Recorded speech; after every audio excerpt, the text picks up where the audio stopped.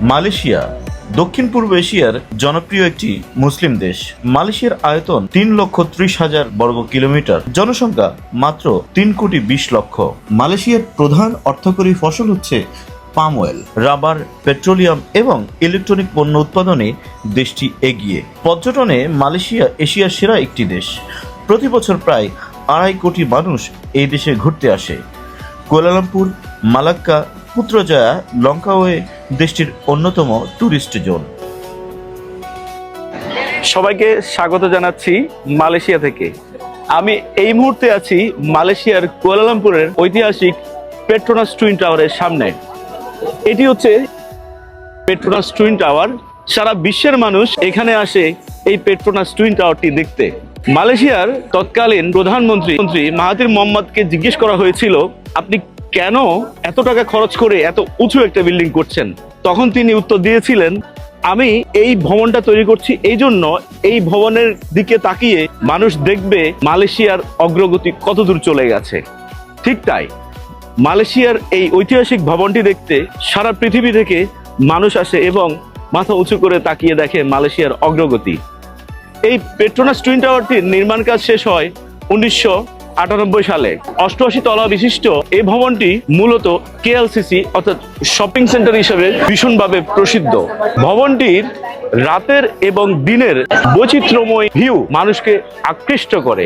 দিনের বেলা যেমন মানুষ খুবই মুগ্ধ হয়ে এই ভবনটি দেখে, ঠিক একই রকম রাতের আলোয় আলোকিত বর্ণিল এক কেএলসিসি টাওয়ার দেখতে মানুষ সারা বিশ্ব থেকে ছুটে আসে এখানে। আমি এখন যেখানে দাঁড়িয়ে আছি কেএলসিসি টাওয়ারের পেছনের অংশ। এটি হচ্ছে কেএলসিসি গার্ডেন বলা হয় এখানে। এখানে একই সাথে পানির ফোয়ারা সঙ্গে পার্ক, মানুষজন এখানে তাদের অবসর সময়গুলো কাটাতে আসে। এই পাশটা থেকে মূলত মানুষ ফটোগ্রাফি করে এই কেএলসিসি টাওয়ারের। অবাক করার ব্যাপার হচ্ছে এই পার্কটি নির্মাণ করা হয়েছে 17 একর জমির উপর। একটি জনপ্রিয় শহরের প্রাণকেন্দ্রে শুধুমাত্র সৌন্দর্য বর্ধনের উদ্দেশ্যে এত বড় একটি জায়গা ব্যয় করা, এটি সত্যি একটি অবাক করা ব্যাপার। পেট্রোনাস টুইন টাওয়ারের সামনের পেছনের অংশ সবসময় পর্যটকে মুখরিত থাকে। হঠাৎ শুরু হলো ঝুম বৃষ্টি। পর্যটকরা এদিক ওদিক দৌড়াদৌড়ি শুরু করলো, যে যার মতো নিরাপদে আশ্রয় নিল। আমরাও অস্থায়ী একটি ছাউনির নিচে আশ্রয় নিলাম। মালয়েশিয়াতে সারা বছরই বৃষ্টি হয়, প্রতিদিন কিছুক্ষণের জন্য হলেও বৃষ্টি হয়। বৃষ্টির মধ্যে পেট্রোনাস টাওয়ারের এক অন্যরকম রূপ দেখতে পেলাম। তীব্র গরমের মধ্যে বৃষ্টি এসে শরীর মন সিক্ত করে দিয়ে গেল। কিছুক্ষণের মধ্যে বৃষ্টি শেষ হয়ে গেল।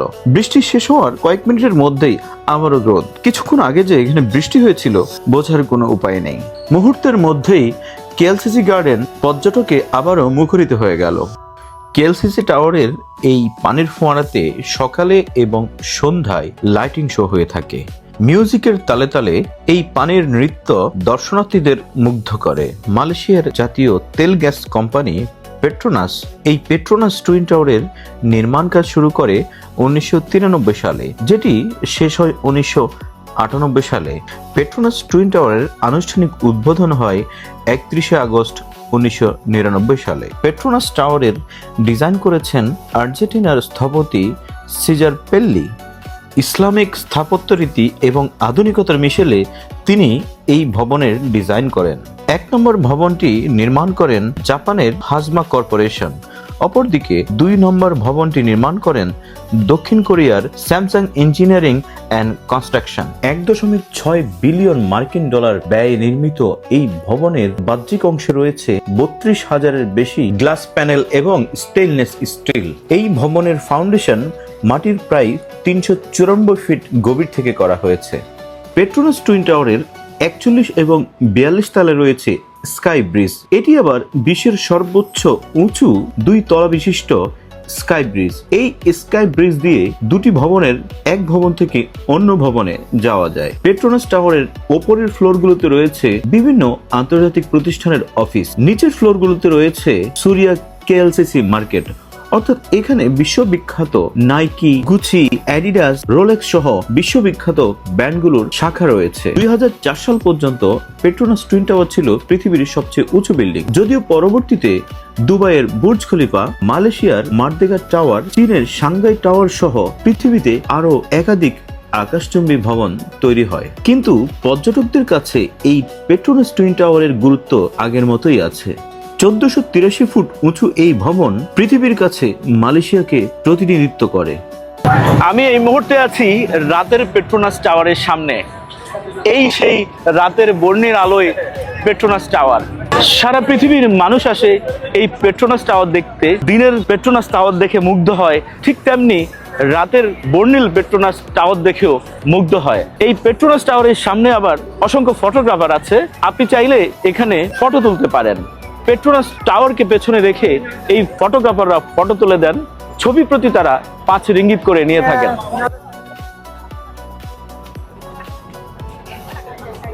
মালয়েশিয়ার মুগ্ধতা এই কেএলসিসি টাওয়ার। বিদায় নিচ্ছি কুয়ালালামপুরের পেট্রোনাস টুইন টাওয়ারের সামনে থেকে।